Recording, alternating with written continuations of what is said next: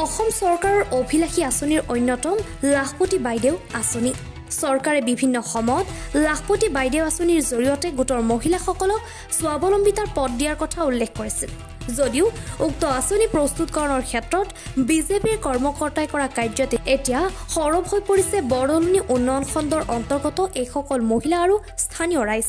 উল্লেখ্য যে যিসকল মহিলাই বিজেপিৰ সদস্য নহয় সেই মহিলাসকলক পঞ্চায়ত নিৰ্বাচনৰ পিছত লাখপতি আঁচনিৰ তালিকাৰ পৰা নাম কৰ্তনৰ অভিযোগ উত্থাপন হৈছে।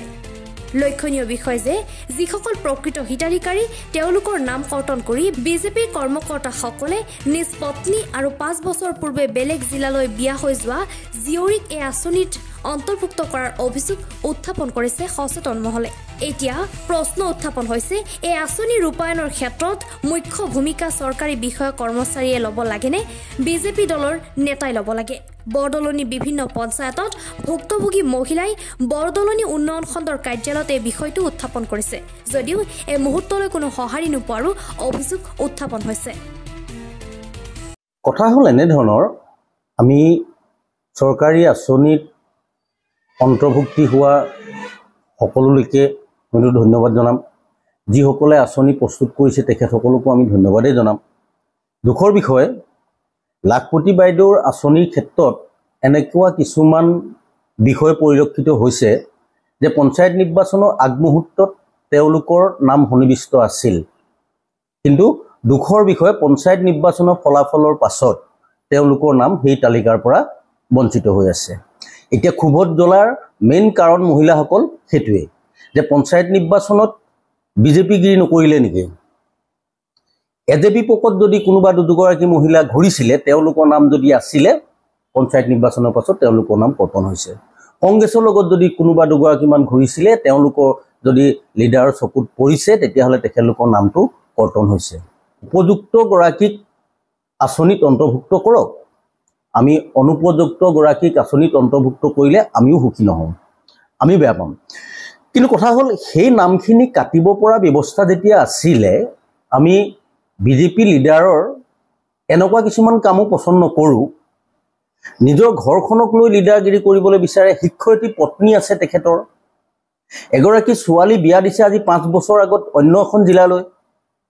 সেই ছোৱালীজনীৰ নামটো কৰ্তন নকৰি, সেই শিক্ষয়িত্ৰী পত্নীগৰাকীৰ নামটো কৰ্তন নকৰি ওচৰৰ দৰিদ্ৰ সীমাৰেখাৰ তলৰ বা স্বাৱলম্বিতাৰ বাট দেখিব পৰা মহিলা এগৰাকীৰ নাম যেতিয়া দিব পৰা নাই, সেইসকল লিডাৰৰ পৰা আমি কি আশা কৰিম? আপোনালোকৰ বিচাৰ্য বিষয়।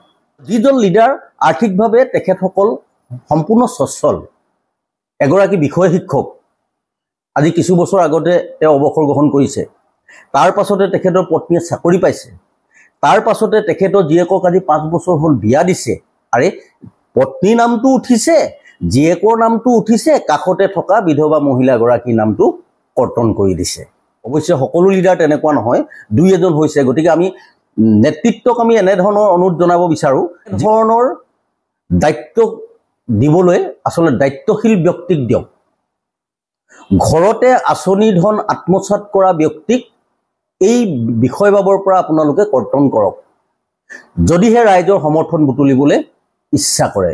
কৰ্তন কৰা, হিতাধিকাৰীৰ নাম কৰ্তন কৰা, হিতাধিকাৰীৰ নাম সন্নিৱিষ্ট কৰা, এই বিষয়টোত চৰকাৰী আঁচনিত চৰকাৰী পক্ষ জড়িত হোৱাৰ বিপৰীতে আমি অন্যান্য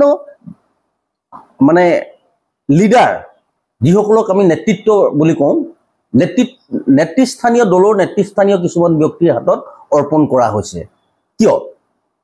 গতিকে আমি মুখ্যমন্ত্ৰী মহোদয়কো অনুৰোধ জনাইছোঁ যে আঁচনিসমূহৰ, বিশেষকৈ লাখপতি বাইদেউ আঁচনিসমূহৰ যিমানখিনি সমুদায় ধন সেই লিডাৰসকলক দিয়ক।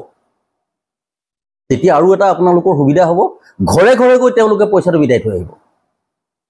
যাৰ নাম কটাৰ অধিকাৰ আছে, যাৰ নাম ভৰোৱাৰ অধিকাৰ আছে, তাক প্ৰাপ্য পইচাকেইটা দিয়াৰো অধিকাৰটো আপোনালোকে কৰি দিবলৈ আমি মুখ্যমন্ত্ৰী মহোদয়ক আমি অনুৰোধ জনালোঁ। আৰু শেষত এইটো কথা অনুৰোধ জনাইছোঁ, সঁচাকৈ নেতৃত্ব যদি দিব লাগে আপোনালোকে অকণমান নিকা ভাবা সম্পূৰ্ণ ব্যক্তিক নেতৃত্ব দিয়ক। ঘৈণীয়েকৰ নাম, চাকৰি কৰা এগৰাকী ঘৈণীয়েকৰ নাম সন্নিৱিষ্ট কৰি, 5 বছৰ আগতে বিয়া হৈ যোৱা ছোৱালীজনীৰ নাম সন্নিৱিষ্ট কৰি, কাষতে থকা বিধৱা মহিলাগৰাকীৰ নাম কৰ্তন কৰা এই বিষয়টোত আমি কোনো পধ্যে গ্ৰহণ কৰিব নোৱাৰোঁ আৰু ৰাইজেও গ্ৰহণ নকৰে আৰু মহিলাসকল জাগিছে মহিলাসকল জাগিবই তেওঁলোকৰ খুব আছে হয় মোৰ নাম আছিলে পঞ্চায়ত নিৰ্বাচনৰ পাছত কৰ্তন হৈছে গোগামুখৰ পৰা ললিত শইকীয়াৰ ৰিপৰ্ট এনি ভাৰত 24